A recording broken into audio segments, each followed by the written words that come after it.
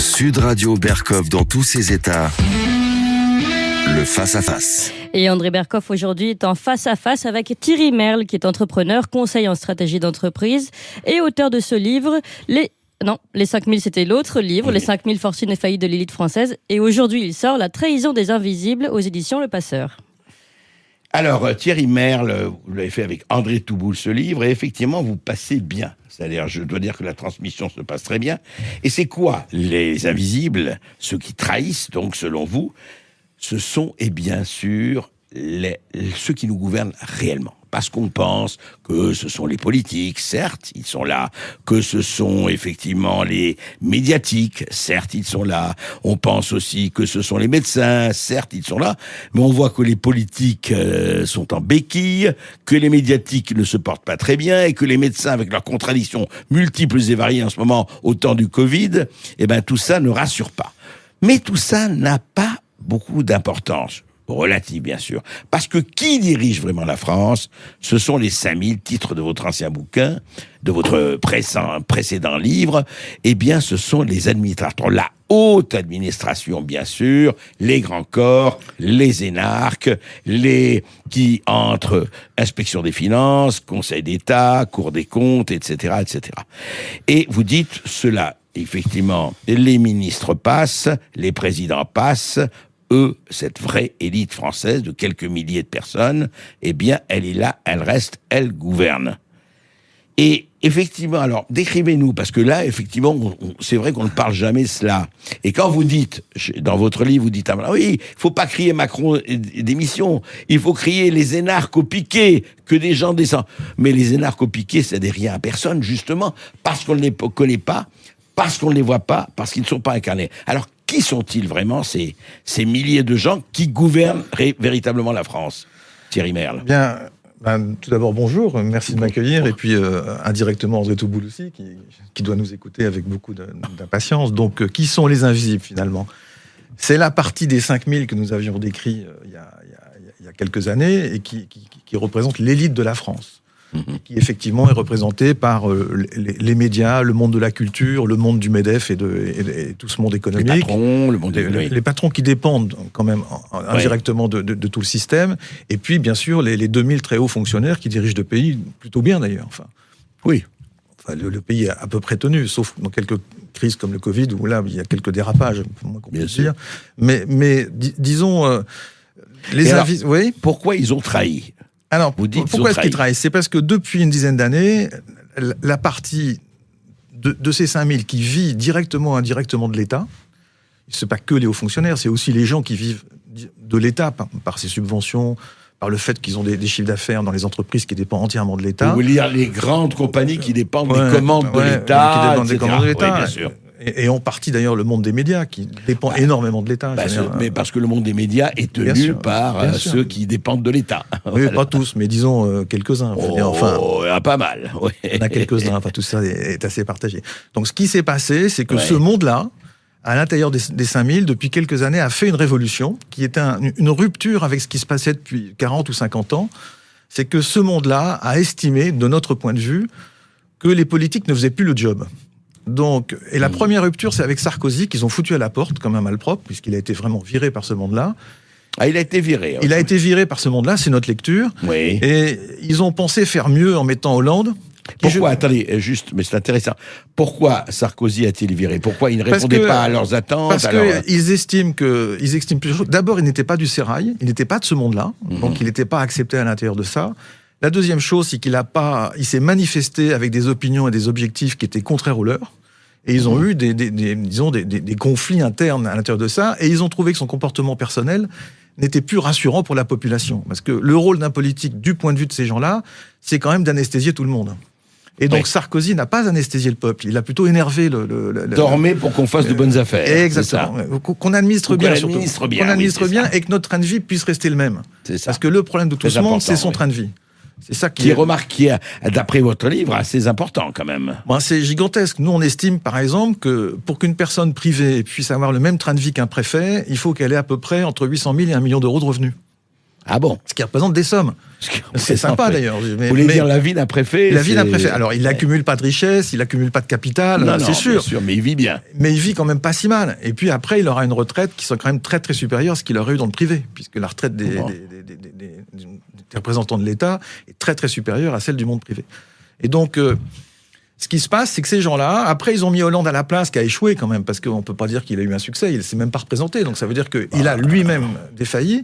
Et donc, l'élection suivante, eh bien, ce monde-là pensait que Juppé serait c'était le Rhum. Oui, donc, oui, et Juppé absolument. devait gagner. Mais il y a eu une erreur de casting, puisque Juppé s'est fait écraser par Fillon, qui n'était pas du système. Et donc, il s'est fait éliminer, tout bêtement. Oui, là, aux primaires de la droite. Enfin, Voilà. dites, ouais. Et donc, du coup, Macron était le dernier candidat potentiel de ce monde-là pour finalement diriger le pays. Donc, Macron a été élu par ce monde-là, aussi par ses capacités personnelles, parce que c'est un gars qui a quand même... Il a réfléchi, il a intrigué, il a fait ce qu'il fallait, il s'est mis en situation de gagner, mais il a été élu par ce monde-là dont il est issu. Voilà, c'est ça notre lecture de la situation. Alors après, il se pose des questions, c'est est-ce qu'il va continuer avec ces gens-là ou pas? C'est ça la question. Mais est-ce que, pardon, alors c'est là où effectivement je vous pose des questions. Vous dites, est-ce qu'il va continuer avec ces gens-là? Est-ce que ces gens-là vont continuer avec lui? Eh bien, Parce que, ça au dépend. vu des résultats, voilà. Disons, notre lecture avec Oui. André Touboul, c'est Oui. que il a calculé, c'est un type intelligent, donc il calcule. Donc il a essayé au début de faire quelques réformes, il a montré le bout du nez en virant tout de suite De Villiers. Oui. Enfin, oui. C'est un acte d'autorité qui s'était pas vu depuis une trentaine d'années, c'était quand même très Oui, exceptionnel. mais c'était à la marge, ça. C'est des signaux forts dans ce monde-là. Non, Virer, dans ce monde-là, comprends. c'est très très fort. Pas dans comprends. le vôtre, pas dans la population. Oui. Mais au milieu de cette coterie de gars qui sont à peu près 1000 ou 1500 à diriger le pays, Ouais. ben, qu'il y en ait un d'entre eux qui soit viré comme un malpropre, c'est quand même pas si évident que ça. Et dans la foulée, il y a eu l'affaire Benalla qui l'a coupé. Et donc, nous, notre lecture, c'est qu'il s'est fait arrêter dès le début et qu'il a misé sur son deuxième mandat pour faire ce qu'il veut. C'est-à-dire que s'il est réélu, il aura vraiment les mains libres, il n'aura plus d'affaire Benalla, Oui, et je comprends. il sera libre de faire ce qu'il veut. Et alors, Ouais. pour répondre, c'est que nous pensons que la fonction fait l'homme. C'est-à-dire que c'est pas parce qu'il est issu de leur rang que le fait d'être devenu président de la République ne l'oblige pas à réfléchir et finalement de réfléchir normalement. C'est-à-dire qu'est-ce qu'il a à faire pour remplir son job. Et donc, il fait son boulot, il se dit il faut réformer le pays. Et à chaque fois qu'il essaie de faire une réforme, il se prend une... Quand vous regardez ce qu'a fait... Une volée. On peut le Ouais, dire. il se prend des volets ou des contre-mesures atroces. Quand vous regardez les gilets jaunes, c'est Édouard Philippe qui a lancé les gilets jaunes. C'est-à-dire, la mesure des 80 km/h et la taxe sur le carburant, Ouais. c'est quand même lui qui l'a faite. L'âge Oui, mais pivot enfin, pour la retraite. Oui, mais alors justement, quand même, L'âge pivot là, pour Thierry la- Merle, Ouais. je vous trouve d'un angélisme remarquable Ouais, à l'égard c'est- d'Emmanuel Macron. Je trouve que là, il y a un côté bisounours, mais qui me ravit. Attendez, C'est une très mauvaise nouvelle. Vous croyez vraiment qu'Édouard Philippe aurait lancé ça sans l'aval d'Emmanuel Macron? Voyons. Mais bien sûr. C'est le Mais- chef. Le boss, c'est qui le boss? Thierry Merle. Je me permets de... Alors Je dites-moi. vais vous répondre là-dessus. Oui. Moi, j'ai dirigé une entreprise assez longtemps où il y avait 1000 personnes. Ouais. Je travaillais, je ne veux pas dire que j'étais une victime, mais je travaillais quand même beaucoup. Ouais. Imaginez, là, Macron, il a 6 millions de fonctionnaires à diriger, un gouvernement avec 45 personnes, un cabinet où il y a 45 personnes. Je veux Ouais. dire, ces gars-là, ils ne peuvent pas tout voir. Donc, c'est des décisions qui sont prises dans des flux et avec des cabinets et des réunions interministérielles où Vous pensez les 4,20 km à l'heure et la hausse du prix de l'essence, il n'était pas au courant. C'est dans la foulée.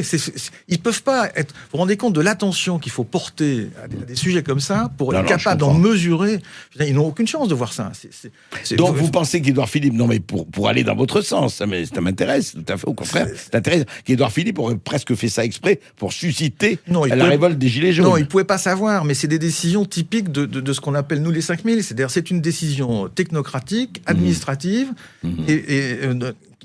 avec lesquelles ils peuvent communiquer et se faire mousser pour leur carrière personnelle, et surtout, qui ont comme caractéristique, c'est que ça ne s'applique jamais à eux. Et donc, ils Oui. prennent... Je veux dire, Édouard Philippe, quand il augmente la taxe sur le gasoil, je ne sais pas si c'est ce que c'est que de faire un plein. Parce qu'il a des Oui. chauffeurs, il a Comme des voitures de beaucoup, service. comme beaucoup, je suis Voilà, d'accord. donc lui, et quand il dit 3 centimes du litre, effectivement, vu de son bureau à Matignon, 3 centimes du litre ou 5 centimes du litre, c'est dérisoire. Par contre, il n'imagine pas ce que c'est qu'un gars qui gagne 1600 € par mois, qui se tape 2 heures de bagnole par jour. Et c'est ça la difficulté. Alors c'est très intéressant parce que le paradoxe, le paradoxe, c'est qu'Édouard Philippe quand même, il a été élu, il a fait campagne, il a été maire du Havre, il etc. a été nommé au Havre. Bon, mais alors, en fait, d'accord, si vous voulez qu'il ait nommé au Havre, je veux bien vous suivre là-dessus, encore que ça se dispute. Pas la dernière fois, mais il a failli perdre la dernière fois. Il a gagné quand même. Mais ce que je veux dire, c'est que Emmanuel Macron, mais il en connaît encore moins des 3 centimes et de ce que sent le peuple que Édouard Philippe. Je partage votre point de vue, sauf que dans la crise des Gilets jaunes, je vais revenir après pour terminer sur Édouard Philippe, j'ai oublié, le meilleur exemple qu'on puisse donner, c'est la façon dont il a saboté l'histoire de la retraite. Ouais. Car tout le monde était d'accord sur la réforme de la retraite, et c'est lui qui a balancé avec tous ses services l'âge pivot qui a fait sauter le système. Et l'âge pivot, Macron y était opposé, il l'a dit. Et ils étaient en opposition là-dessus. Oui, sauf que Thierry Merle, le système n'a pas sauté, rien n'a été fait encore. Donc la réforme de Macron a échoué. Oui. Macron voulait faire une réforme qui a échoué du fait que son Premier ministre a pris le taureau par les cornes en mettant l'âge pivot, dont les syndicats lui avaient dit que c'était pas négociable. Et il a fait sauter l'accord. C'est intéressant votre thèse, parce que votre thèse, elle est intéressante, mais elle me paraît quand même... pose beaucoup de questions, parce qu'on a l'impression que Philippe, pratiquement opposé à Macron, et fait des choses, sauf que Macron, il a fait les grands débats pendant très longtemps. Alors, et puis, attendez, qui est le boss ? Vous dites, il a envoyé de Villiers. Bon, c'était un acte d'autorité, mais franchement, qui ne correspondait pas à grand-chose. Bon, je veux bien pour 6500. Mais là, par exemple, Macron aurait pu très bien dire attendez, j'ai pris mes décisions, parce que ça a été ça le problème de Macron, et encore, où est le cap ? J'ai dit, il pouvait très bien dire, attendez, c'est lui le boss, et renvoyer Édouard Philippe dans ses cordes, vous le savez très bien, et la Constitution le dit. Eh bien, moi, j'ai choisi pour la réforme de retraite, j'ai réfléchi, j'ai vu, j'ai regardé les débats, les gens, tout ce qu'on m'a rapporté, je décide ça. Qui l'empêchait de le faire ? Mais c'est ça notre thèse, c'est-à-dire que c'est pas une bagarre entre Macron et Édouard Philippe, c'est une bagarre entre Macron, le patron des 5000, qui est Édouard Philippe, et la totalité des mecs en dessous. C'est-à-dire quand vous regardez la constitution des cabinets ministériels et des équipes gouvernantes dans les ministères, c'est que des gars qui sont comme ça. Et par exemple, quand vous regardez les systèmes de retraite, ceux qui sont le plus gravement touchés par la réforme des retraites, c'est quand même les hauts fonctionnaires, qui vont cesser de toucher 95 voire 100% de leur salaire des 6 derniers mois. Alors que dans le monde privé, c'est 70% des 30 dernières années. Enfin, je sais pas, c'est grotesque. Donc c'est dans un facteur de 1 à 4. Et vous imaginez que pour réformer ça, il faut qu'il ait l'appui de centaines de gars qui sont concernés, qui mettent chacun un petit paragraphe. Et donc, c'est comme sous Staline. C'est une administration qui bloque tout par les pieds de plomb. Alors on saura si Macron est Staline ou Brejnev ou encore effectivement Gorbatchev. Hein, et pour terminer sur Macron, par rapport à ce qui nous fait dire qu'il a vraiment changé de point de vue, c'est la façon dont il a traité la crise des Gilets jaunes. Il est le seul à avoir eu le courage de faire des heures et des heures de débat en direct avec 90, 100 personnes. Oui, vous n'avez pas vu un seul haut fonctionnaire le faire. Et même quand il avait Juppé et Édouard Philippe à ses côtés, vous avez dû regarder que les autres regardaient leur portable et ne s'intéressaient pas au débat. On va en parler avec vous et avec, évidemment, les auditeurs de Sud Radio. Les auditeurs qui nous appellent, évidemment, au 0826 sur 300 sur Sud Radio. Vous pouvez réagir à Charlie Hebdo, qu'a suggéré Mohamed Sifaoui. Un autre société est-elle devenue lâche ? Et évidemment, interpeller notre invité qui sera avec vous, toujours notre invité Thierry Merle, et qui parle notamment d'un gouvernement technocratique. Eh bien, venez réagir sur Sud Radio au 0826 300 300. Ici Sud Radio. Les Français parlent aux Français. Les carottes sont cuites. Les carottes sont cuites. Sud Radio Berkov dans tous ses états. Bien sûr, vous avez la parole, vous l'aurez, vous la garderez, et avec nous, avec Thierry Merle, qui a écrit avec André Touboul La trahison des invisibles. Mais alors Thierry Merle, au-delà de notre discussion, si je vous comprends bien, si je vous écoute et si je lis votre livre, mais la France est quelque part en dictature. C'est tout à fait notre thèse, c'est-à-dire que nous estimons que la France ne remplit plus les conditions d'une démocratie, c'est-à-dire d'avoir la capacité de voter pour des gens qui sont élus et qui peuvent après exercer le pouvoir pour lequel ils ont été mandatés. Aujourd'hui, un élu... La classe politique ne compte plus. La classe politique n'a plus aucun pouvoir. Elle est totalement dépendante de cette administration totalement tentaculaire. et d'un système administratif qui relève de l'époque stalinienne, enfin du système des pays de l'Est d'antan. Et donc, les gens qui nous dirigent, personne ne les connaît. Ils font des carrières à vie, ils ont des trains de vie faramineux, ils n'ont jamais de sanctions quand ils font des erreurs, et personne ne connaît leur nom. C'est-à-dire que si vous demandez à vos auditeurs quel est le nom du directeur du budget, du directeur de la Cour des comptes, du directeur du Trésor, du patron de la santé en France avant la crise du Covid, personne ne connaît ces gens-là. Et ce sont eux qui dirigent. C'est eux qui ont le pouvoir, bien sûr. Ou avant, qui connaissait, avant d'être foutu à la porte, le secrétaire général du gouvernement, qui est l'homme qui tient les comptes rendus des réunions interministérielles, c'est-à-dire celui qui a le pouvoir de décider, finalement. Et ce gars-là, ça fait 5 ans qu'il était là, dont tout le monde disait que c'était une plaie, dont tout le monde se plaignait, il était inamovible. Donc vous avez toutes les démonstrations que c'est l'administration qui dirige aujourd'hui, c'est une évidence. Et donc, un pays administratif ne peut pas être une vraie démocratie. Oui, c'est ça. Parce qu'effectivement, nous, on va voter pour des gens qui, eux, n'ont aucun véritable pouvoir. Aucun pouvoir. Pas véritable, aucun pouvoir. Quand il y avait un pouvoir législatif, quand il existait... Mais non, le pouvoir législatif, notre lecture, c'est qu'il n'existe plus depuis 1958. C'est-à-dire que, sans faire d'histoire, la seule fois depuis 1958 où le Parlement a osé voter contre le gouvernement en place, c'était en 1962. C'est-à-dire que depuis 1962, jamais le Parlement n'a été autorisé à voter contre un projet de loi du gouvernement.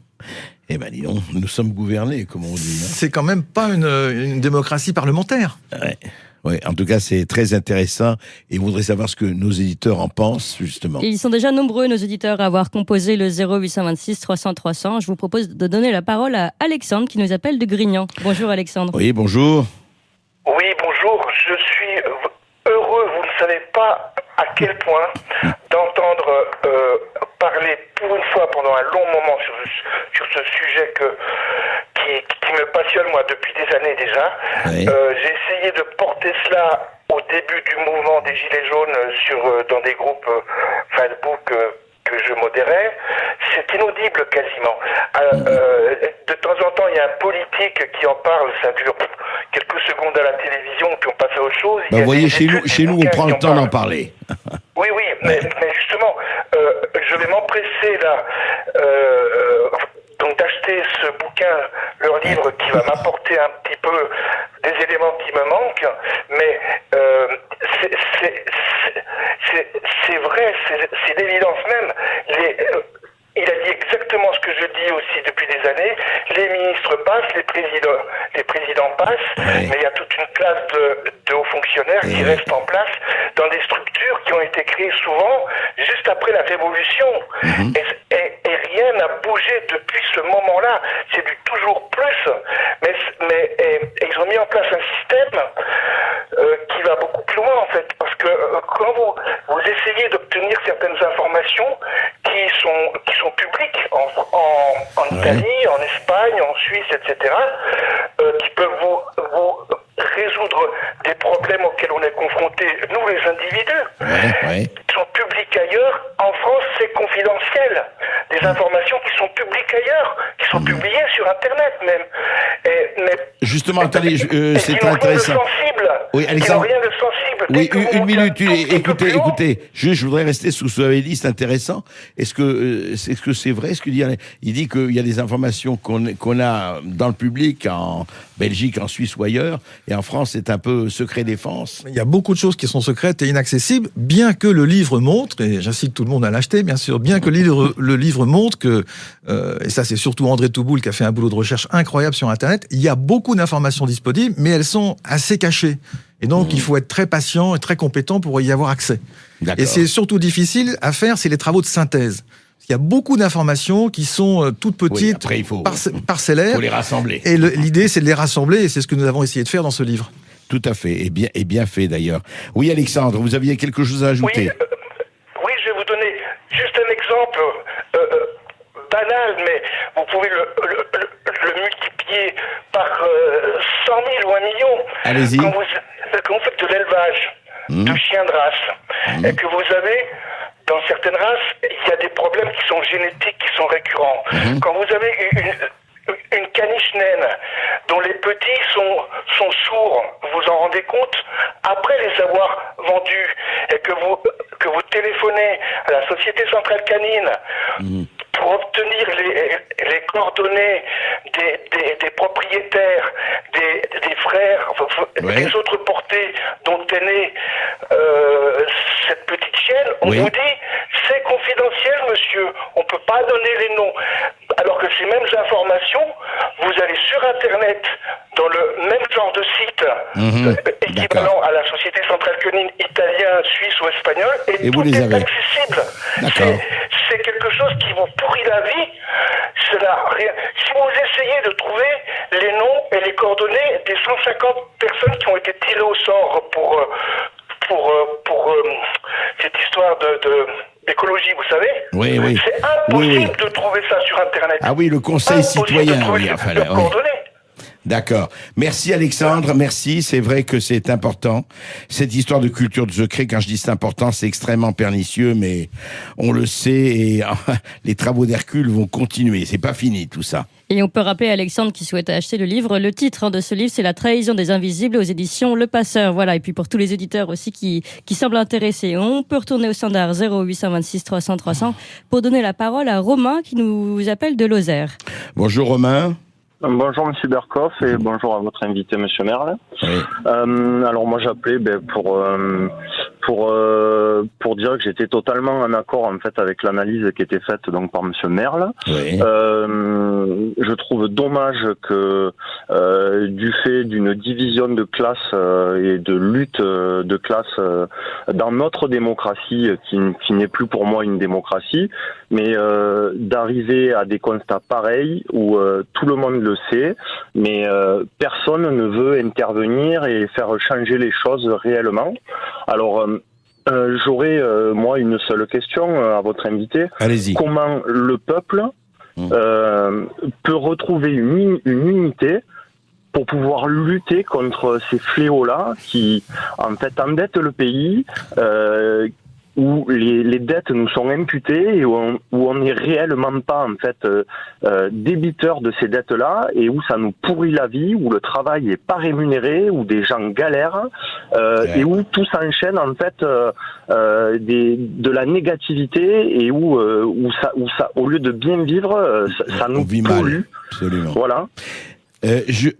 Thierry Merle, c'est intéressant. Dit qu'est-ce qu'on peut faire? Bonjour monsieur d'abord, et puis merci d'avoir dit du bien de notre livre. Finalement, on est content. Bonjour.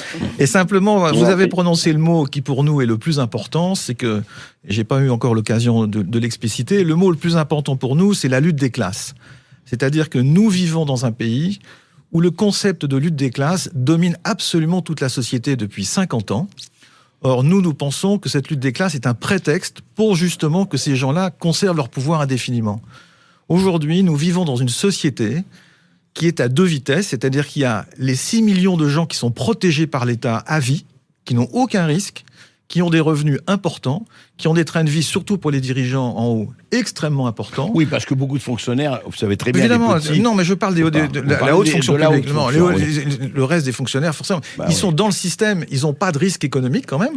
Quand vous regardez les gens qui font la grève, c'est quand même plutôt des gens qui sont dans ce monde-là. Bien sûr. Donc, ils n'ont pas de risque.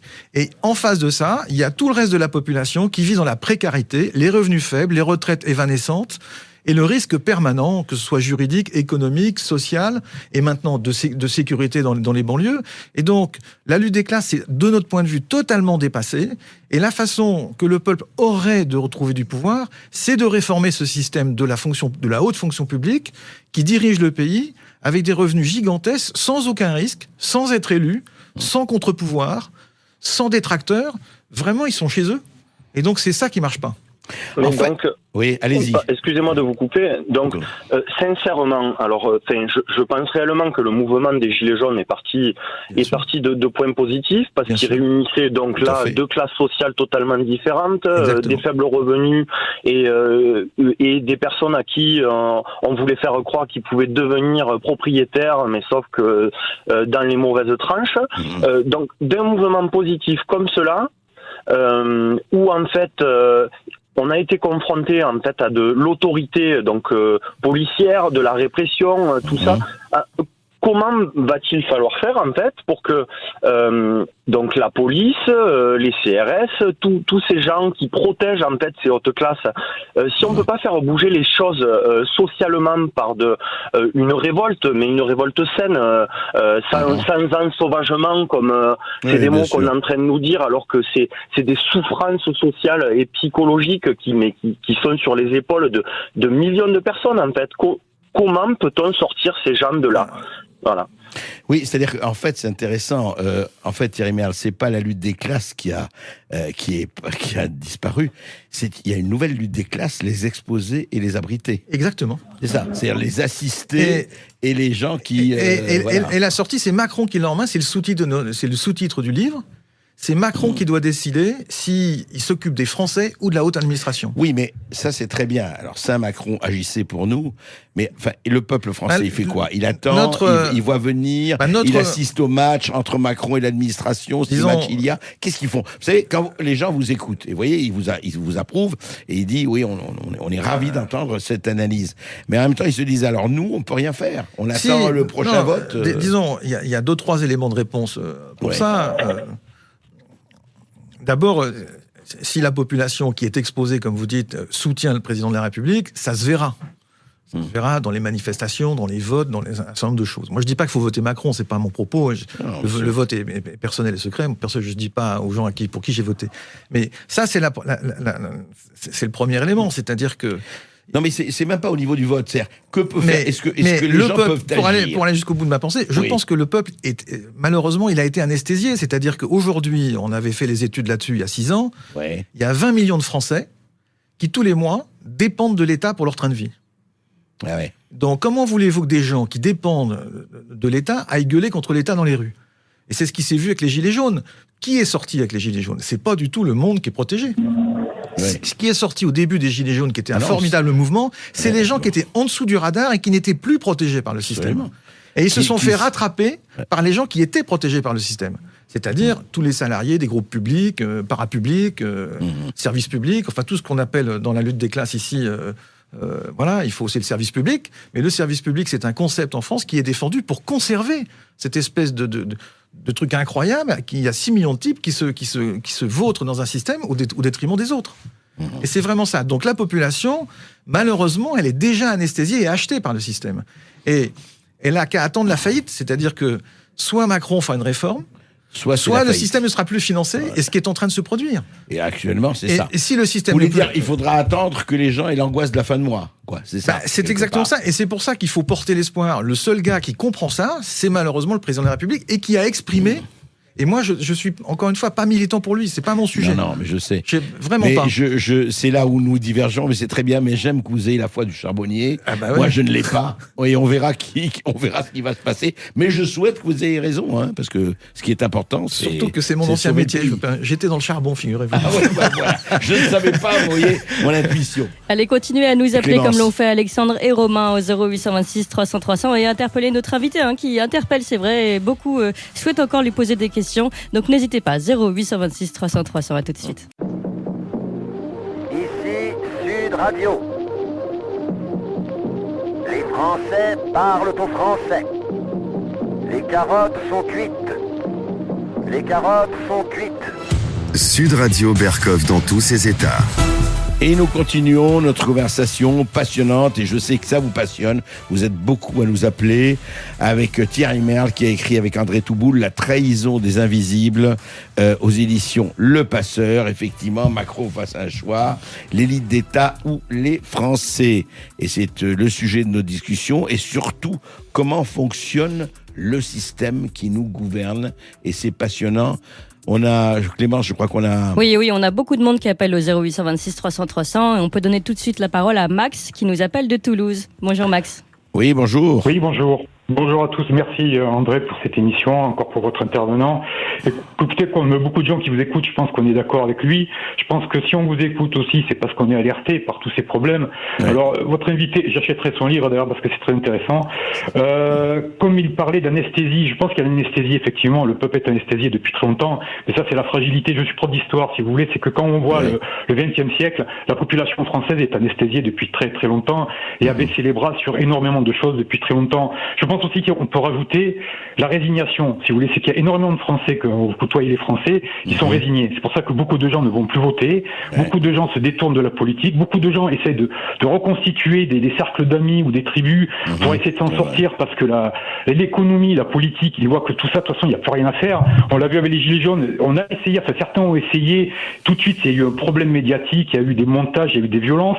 Je veux dire, beaucoup de gens sont résignés. Après, moi, par rapport à mon travail, je voulais dire, il y a aussi une forme d'autocensure. C'est que les personnes qui peuvent parler, bon, vous avez un discours libéré. Il y a beaucoup de gens qui sont dans les institutions, moi qui suis professeur, je suis obligé de m'auto-censurer sur énormément de sujets par rapport aux élèves, par rapport aux institutions. Si on reprend ce qui s'est passé avec l'islam ou avec les attentats, par exemple, il faut bien voir que dans l'éducation nationale, beaucoup de gens ont peur, que ce soit des inspecteurs d'académie, des rectorats, des professeurs, parce qu'ils savent qu'il y a un problème et on peut plus en parler. On peut plus en parler parce qu'on est allé trop loin. Si on commence à remettre sur la table tous les problèmes qu'il y a avec l'islam, l'immigration, l'économie, il va y avoir des débordements, des violences, et on est actuellement dans une telle société de ventre mou où plus personne ne veut la violence et tout le monde a peur, plus personne ne fait rien, si vous voulez, et tout le monde s'autocensure, et on aboutit sur un système, une fausse réalité. Mais Max, un monde qui n'existait pas. La question que je posais, non, mais votre témoignage est très important et c'est vrai que ça traduit, et beaucoup de gens nous ont dit qu'ils pensent comme vous. Mais dites-moi, cette autocensure, est-ce qu'elle ne va pas? Et justement, mais si on continue, et je parle pas de vous, je parle en général, si on continue de s'autocensurer et de se dire, oui, mais alors si on parle, ça va être pire, est-ce que ça ne permet pas, justement, où tous les gens, à tous les totalitaires, à tous les fanatiques, à tous les communautaristes, de tous bords, eh bien, de grignoter et qu'on se retrouve un jour dans un pays qu'on ne reconnaîtra plus du tout? Max. Ah non, mais moi j'en suis persuadé. De toute façon que ça finira mal. Parce qu'effectivement, le fait de ne pas... Vous savez, dans l'éducation nationale, il y a eu un problème quand on a mis l'enfant au centre de tout. Avant, l'enfant, on le tirait vers le haut, vers le savoir. Puis finalement, les professeurs à l'éducation, c'est abaissé au niveau de l'enfant. Mais c'est ce qui s'est passé avec les communautés étrangères ou avec la violence, c'est que finalement, on est devenu, je vous dis, on est devenu mou, on est devenu dans le consensus, on est devenu dans la réflexion et toujours dans le même discours du progressisme, où il faut comprendre l'autre.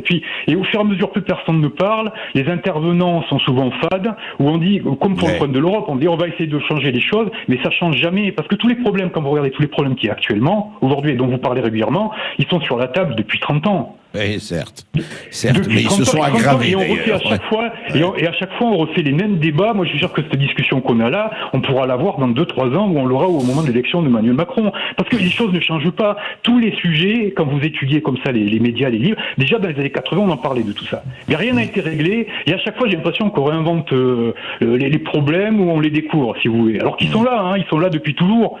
Ils sont là depuis 30 ans au moins en France. Je comprends.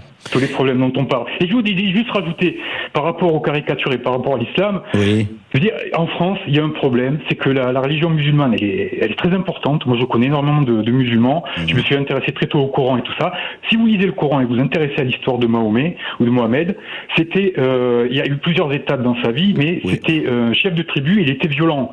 Il faut pas croire que c'était une religion de paix et d'amour. Moi, à chaque fois qu'on me parle de ça, il faut revenir au texte et à l'histoire de Mahomet. Et c'était pas Gandhi, c'était pas un homme en babouche avec un collier à fleurs, si vous voulez. Tout à fait. Juste pour vous dire ça. Non, mais je comprends. Écoutez, ça, de toute façon, c'est un sujet sur lequel on reviendra. Avec Charlie Hebdo et avec le reste, on va en parler. C'est toujours la religion, l'utilisation et l'instrumentalisation de la religion aussi.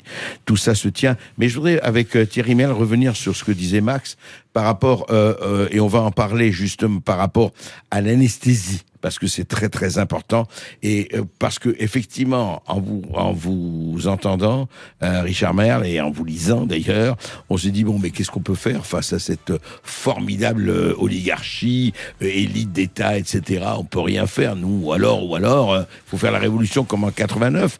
On en parle tout de suite après cette petite pause. Ici Sud Radio. Les Français parlent au français. Les carottes sont cuites. Les carottes sont cuites. Sud Radio Berkov dans tous ses états. Eh bien, comment ne pas être dans tous nos états quand on lit le livre de Thierry Merle et d'André Touboul, La trahison des invisibles. Écoutez, et c'est bien parce que, en plus, C'est intéressant parce qu'il défend Macron aussi, donc il ne fait pas partie des invisibles, lui, et c'est le moins que l'on puisse dire. Mais je voudrais revenir à ce que nous disait Max et ce que disaient un certain nombre d'auditeurs de Sud Radio et de Berkov dans tous ses états. Il dit comment faire pour que le peuple soit moins anesthésié. Parce que c'est vrai qu'on a l'impression, et c'est pas nouveau, hein, c'est pas Macron, ça c'est depuis longtemps, une espèce de résignation un peu cynique ou un peu vraiment... Alors il y a de temps en temps un mouvement, il y a eu les gilets jaunes, très bien, mais après, bon ben voilà. Et puis on a l'impression, et beaucoup de gens nous le disent, vous savez, oui, on voit que ça ne va pas, mais qu'est-ce qu'on peut faire? On ne peut rien faire. Et vous avez vous-même dit, et à juste titre, que c'est pas le vote qui va changer, puisqu'on est une classe politique qui ne peut rien faire, elle non plus. Qu'est-ce qu'on fait? Je reviens à Ouais. que faire. Que faire? Ouais, d'abord, j'ai pas la réponse tout seul, bien sûr. Non. Et puis, c'est pas une seule mesure qui peut, bien entendu, sortir sûr. d'un marasme Non, mais installé l'anesthésie. depuis 50 L'anesthésie. Même l'anesthésie, elle a commencé il y a bien longtemps. Donc, c'est un ensemble de mesures. Donc, je crois que d'abord, prendre conscience dans mon métier de consultant et de coaching que je fais, on apprend d'abord à poser les problèmes avant de les résoudre. Donc, le plus important, c'est, je pense, de redonner la parole à la société française pour au moins qu'il y ait un consensus sur le fait que c'est ça notre problème. C'est-à-dire qu'il y a finalement non plus une lutte des classes, mais il y a le combat entre les nantis et les gens qui sont exposés, entre les protégés et les exposés, et le fait même que on puisse en parler et que tout le monde puisse partager ce point de vue, on aura fait la moitié du chemin. Parce que quand on arrive à poser un problème correctement, on a déjà pratiquement résolu le problème. Donc ça, c'est la première chose. Il est sûr que si, par exemple, les dirigeants invisibles commencent à être exposés au marché, au risque d'emploi, au fait qu'ils ne sont pas à vie dans la société, ils ne prendront plus les mêmes mesures. Donc ils seront obligés de protéger les Français. Risquer sa peau, comme disait Nassim Nicolas Taleb. Exactement. Risquer sa peau. Risquer sa peau. C'est-à-dire qu'à partir du moment où les dirigeants prennent les mêmes risques que les gens pour lesquels ils travaillent, pour lesquels ils sont élus, forcément, ça fait prendre des décisions différentes. Quand vous êtes chef d'entreprise, si la boîte saute, c'est vrai que le personnel prend parce qu'ils sont virés, mais le patron aussi. Donc il y a à un moment donné ce qu'on appelle dans notre monde l'alignement des intérêts. Or, aujourd'hui, les intérêts entre la haute administration et le peuple ne sont pas alignés. Oui, c'est ça. Ils ont des intérêts divergents. Et donc, et c'est ça qu'il faut à tout prix faire partager par tout le monde le plus possible pour que petit à petit, on avance vers ça. Et malheureusement, c'est institutionnel. C'est-à-dire ça ne peut passer que par la loi.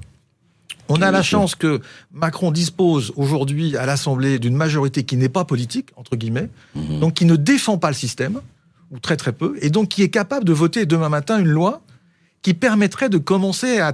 Et d'ailleurs, vous avez vu que à la fin des Gilets jaunes, Macron a dit on va commencer à toucher au grand corps. Est-ce que... Non, mais pour le moment, il l'a dit. C'est une caresse furtive. C'est une caresse. Mais disons. qu'est-ce qui s'est passé derrière? Vous avez vu partout dans la société, sur les médias, vous avez vu apparaître des tas de gars, Frédéric Thiriez, des gars comme ça, qui brusquement se mettent à réfléchir, à pondre des rapports, et qui disent oh là là, il faut pas toucher tout ça parce que c'est quand même très efficace notre système. Ah, oui, vous avez vu des garde-fous arriver. Oui, partout, parce que moi j'ai cet œil-là, donc je ne vois l'actualité que par rapport à ça, et donc du coup, quand vous êtes attentif à ça, vous voyez ça partout. Et le nombre de soutiens qu'ils ont directement à dire, et ça occupe les médias plus que les Gilets jaunes. Oui, et donc, je pense que les médias ont un rôle décisif à jouer là-dedans, dans le fait de faire prendre conscience à la population que ces problèmes-là sont absolument essentiels. Tout le reste suivra. Oui, tout le reste suivra. À condition, effectivement, que ce ne soit pas consanguin avec la haute administration. Parce que ce que vous dites, c'est très important, mais je sais que vous le dites aussi, Thierry Merle, mais bien faire comprendre aux gens, c'est très important, parce que souvent, dans des discussions, je vous rejoins là-dessus, sur l'analyse, mais ils disent, oui, alors les infirmières, fonctionnaires d'État, qui font le travail terrible à 1 200 € aussi, voulaient qu'on supprime l'hôpital, qu'on supprime... Non, mais c'est ce qu'on vous dit. Oui, mais d'accord, enfin, ça c'est des arguments d'anciens fonctionnaires derrière-garde, non, ça n'a aucun intérêt, je veux dire, c'est pas le sujet, bien sûr, le sujet, c'est pas les infirmières, le sujet, j'ai reçu un petit film il y a 2 jours pour préparer l'émission. C'était assez amusant. Vous pouvez vous le procurer. Ça vient d'une télé, je sais plus laquelle. Oui. C'est un petit film qui explique que la retraite de François Hollande. Oui. Vous savez combien il a la retraite? 36 000 €. 38 500. 38 500 € par mois. Donc, pas mal, oui. Donc, et lui, il est le patron de ces gars-là. C'est-à-dire que comment voulez-vous qu'il réforme ça? Bien sûr. Donc, et tous les gars qui dirigent, ils aspirent qu'à une chose, c'est avoir le même niveau de retraite que lui. Et c'est très très humain. Enfin, je veux dire, c'est normal. Ils ont tous des enfants à nourrir, des maisons à construire. Et quelles maisons? Alors, ils ont des enfants et beaucoup de maisons. Ils ont beaucoup de maisons. Et ils ont surtout, je vous rappelle qu'en France, il y a 190 000 logements de fonction de l'administration. 190 000 logements de fonction en France. Fabuleux. C'est des chiffres. Ah là là, Ça, c'est dans le premier livre. Mais quelle démocratie, on fera revenir pour les 5000, là. Il faudra le rééditer. Eh bien, Clémence. vous êtes toujours très très nombreux à réagir et à être en général en plus d'accord avec Thierry Merle, notre invité. Donc, je propose de donner la parole à Karine qui nous appelle de Levallois-Perret. Bonjour Karine. Karine, bonjour. Oui, bonjour Monsieur Berkov, bonjour Monsieur Merle. Tout d'abord, bon, c'est vrai que j'aurais bien aimé aussi réagir à ce que Mohamed Sifaoui a dit, mais peut-être une prochaine fois. En ce qui concerne les propos de Monsieur Merle, bon, je suis effectivement en majorité d'accord avec ce qu'il a décrit sur le gros problème d'avoir cette caste d'énarques à la tête de l'État. On pourrait rajouter dans le tableau la mauvaise gestion d'entreprises françaises importantes qui a créé quand même des pertes de capitalisation absolument énormes au grand détriment de pas mal de petits actionnaires qu'on appelle les bons pères de famille qui avaient du France Télécom, qui avaient du GDF Suez, etc. Qui avaient Alstom. L'Alstom, on peut aussi la gabegie donc d'Areva, etc. Enfin bon, je veux dire, on peut faire une liste. Il y aurait presque une corrélation entre la mauvaise gestion et le fait que c'est géré par des énarques. Donc c'est vraiment quand même assez dramatique. On peut aussi évoquer des arrangements entre petits amis, des petits arrangements entre amis au niveau de la vente d'actifs de l'État à des intérêts privés, type Vinci, etc. Au rôle que certains capitaines de grosses entreprises jouent.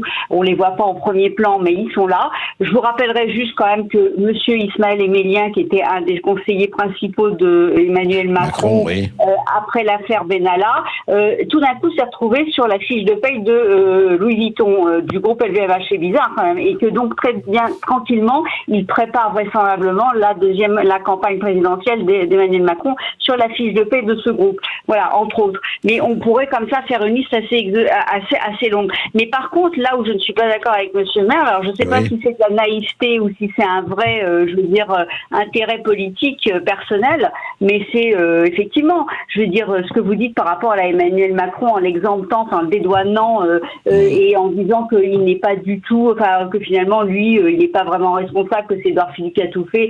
D'une part, Emmanuel Macron est complètement issu, c'est un pur produit de ce milieu-là. Je vous rappelle qu'il a quand même été ministre de l'économie justement et qu'il a Oui, et qu'il a aidé quand même justement à certaines transactions. Mais surtout, moi, je me rappelle de ses discours quand il disait mais aux Français, mais vous vous rendez pas compte la chance que vous avez d'avoir les personnes que dans tous ces ministères qui pourraient faire des carrières dans le privé en étant payés mais tellement mieux alors qu'ils acceptent ce salaire de misère parce qu'ils sont aux fonctionnaires de l'État. Quand on voit les erreurs et encore une fois la gabegie sans aucune sanction, sans jamais avoir d'obligation de résultat, lorsque il dit que effectivement, il voulait éliminer l'ENA au prétexte évidemment que soi-disant le recrutement n'avait pas de diversité, mais c'est pas ça le problème. Le problème c'est le formatage de l'esprit à l'identique. C'est le fait de créer une caste et une nomenclature qui justement se perpétue.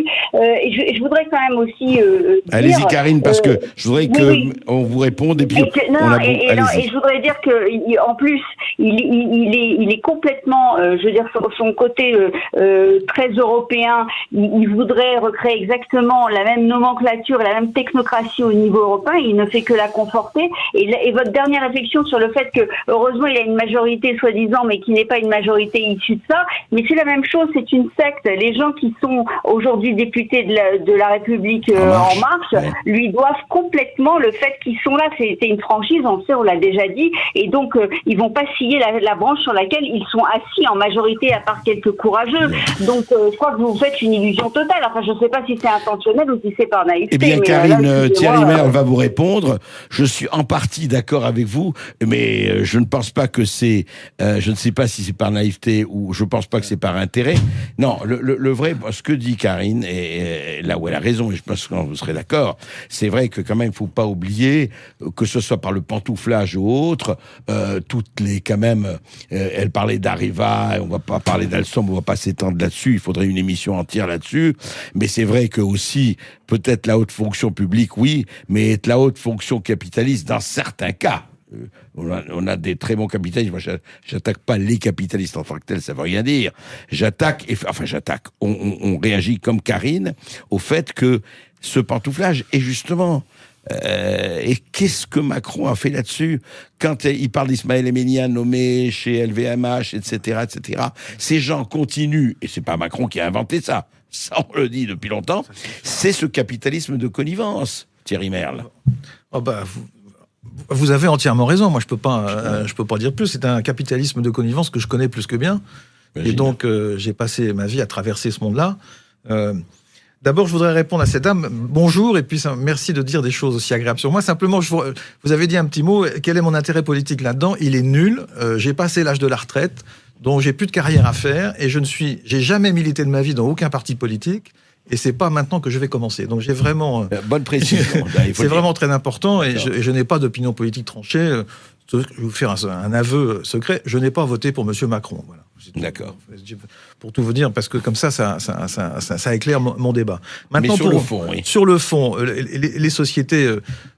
Aujourd'hui, on vit un mal en France. Moi, en droit, on appelle ça l'enrichissement sans cause.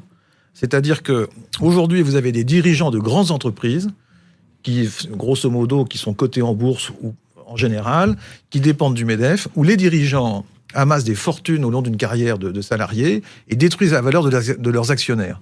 Donc ce sont des anomalies invraisemblables d'un système économique. Ça ne devrait pas pouvoir se faire, surtout que ces gens-là sortent de l'administration pour aller finir une carrière et s'enrichir énormément à la sortie. Oui. On ne va pas citer de nom parce que c'est pas la peine d'aller faire des histoires avec les uns et les autres, mais il y a quand même quelques grands groupes.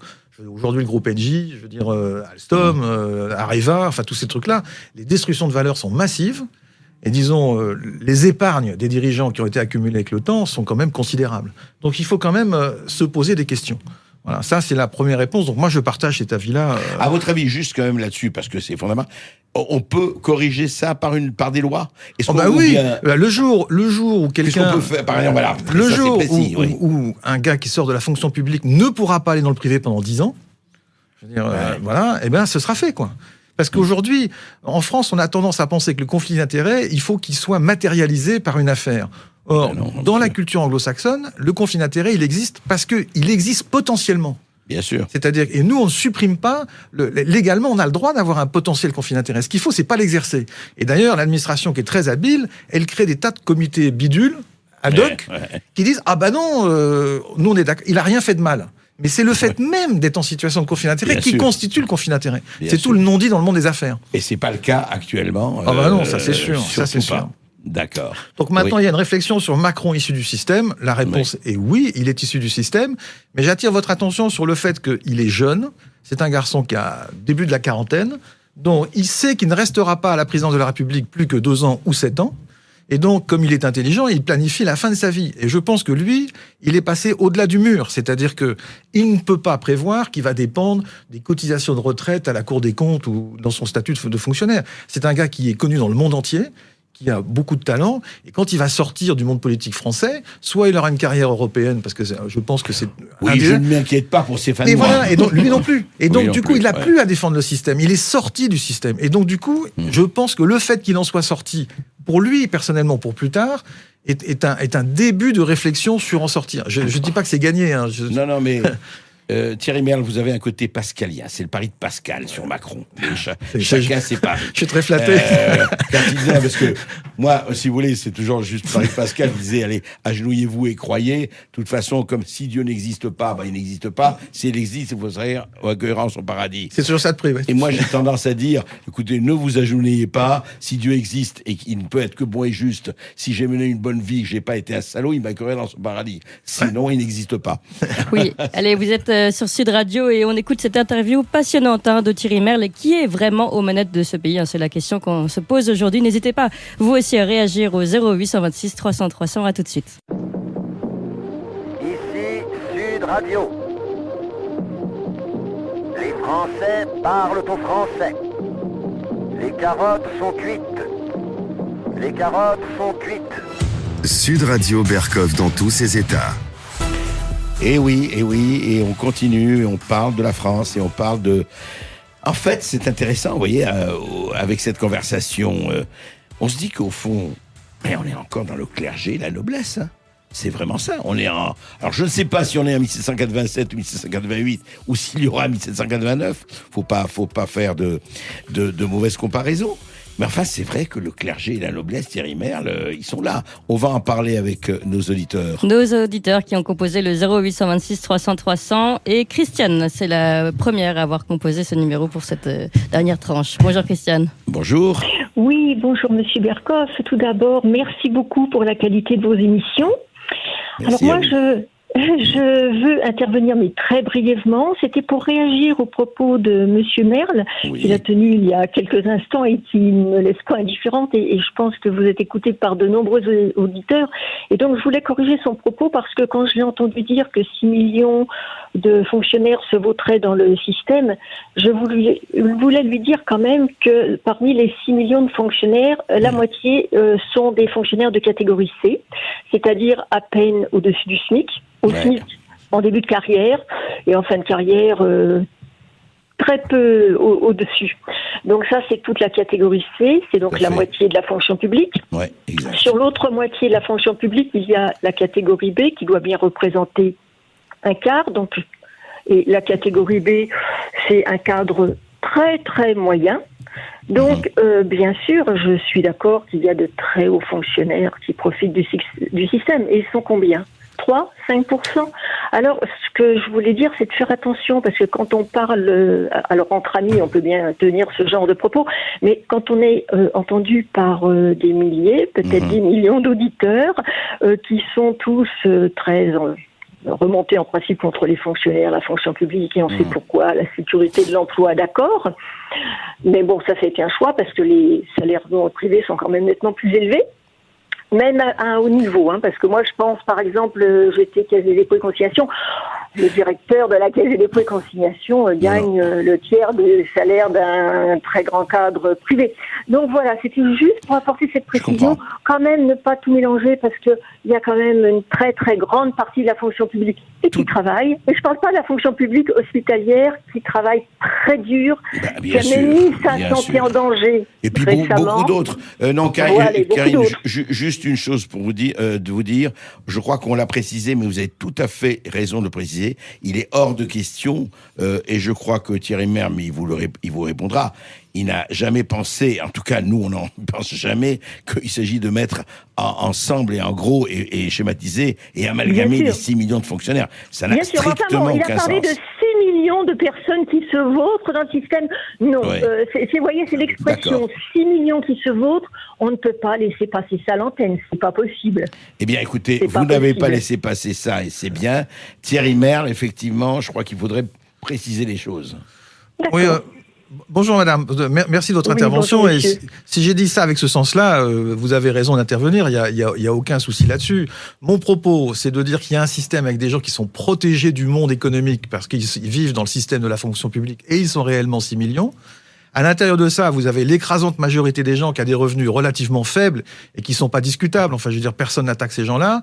Ce que nous disons simplement, c'est que ceux qui se vautrent là-dedans, ce sont les gens qui sont en haut de l'échelle de ce monde-là et qui, eux, ont des vies dont les revenus, d'ailleurs, sont très, très supérieurs aux autres, entre guillemets, fonctionnaires, qui sont pas toujours tellement inférieurs à ce que les gens trouvent dans le monde du privé. Il y a quelques grands chefs d'entreprise qui touchent beaucoup d'argent, mais croyez-moi, un patron de PME en province qui fait entre 50 et 100 salariés, il touche beaucoup, beaucoup moins que les hauts fonctionnaires. Donc tout ça est relatif et nécessite quand même d'y regarder de plus près. Mais vous avez raison, il ne s'agit pas de dire qu'il y a 6 millions de personnes dans la fonction publique qui sont tout mal. Pas du tout, vous avez entièrement raison de préciser la question. Voilà, je vous en remercie. Voilà, parce qu'ils sont quand même très peu à absolument. être... Voilà. Dont acte, mais vous savez, le vrai problème, et c'est pour ça, et le sujet d'ailleurs du livre de Thierry Merle et André Touboul, c'est justement c'est la haute fonction, et surtout, et ça c'est vrai, c'est le sujet une poignée le plus important. Qui est effectivement de nuisibles, on oui, va dire. Et pas seulement, c'est pas nuisible ou pas, c'est qu'ils dirigent et on ne les connaît pas. C'est ça le vrai problème. La démocratie française, c'est que, excusez-moi, on est copropriétaire de la Maison France, hein. Eux, ce sont nos syndics de copropriété. Ils doivent nous rendre compte. Nous, on paye des impôts et ils doivent nous rendre compte. Eh ben, j'aimerais bien que ceux qui dirigent, ceux qui sont nos syndics, j'aimerais savoir qui c'est, et que justement, ou soit à l'Assemblée générale ou autre, qu'ils nous rendent quelques comptes. Je suis d'accord, mais il ne faut pas exonérer M. Macron Parce que j'ai cru croire aussi que... Non, Thierry Merle l'exonère, pas nous. Voilà, oui, je suis bien d'accord.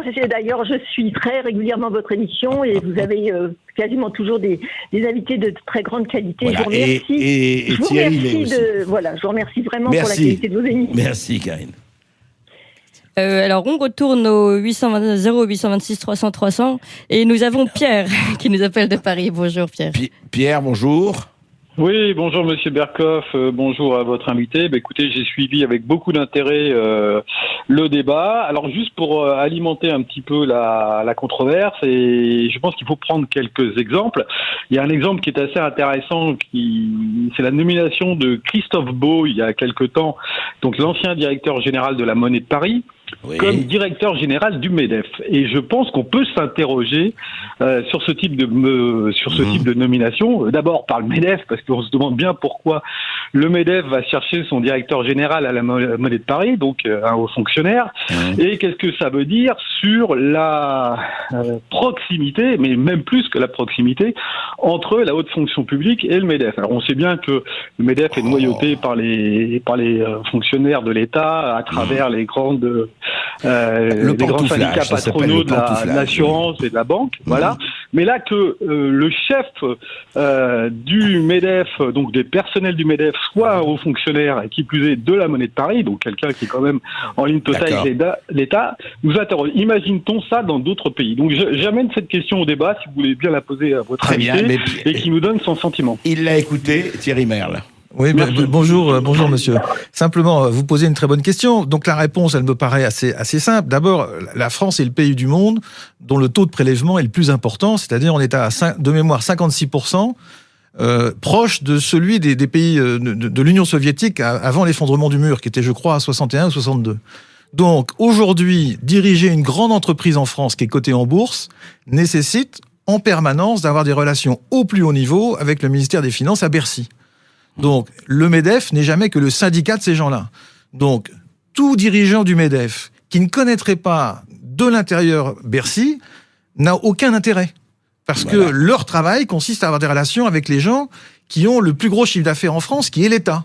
Et donc, aujourd'hui, le système, il est naturellement comme ça. Et c'est pour ça qu'il s'auto-alimente. Thierry Merle, merci beaucoup. C'était vraiment très intéressant et on va continuer à en parler.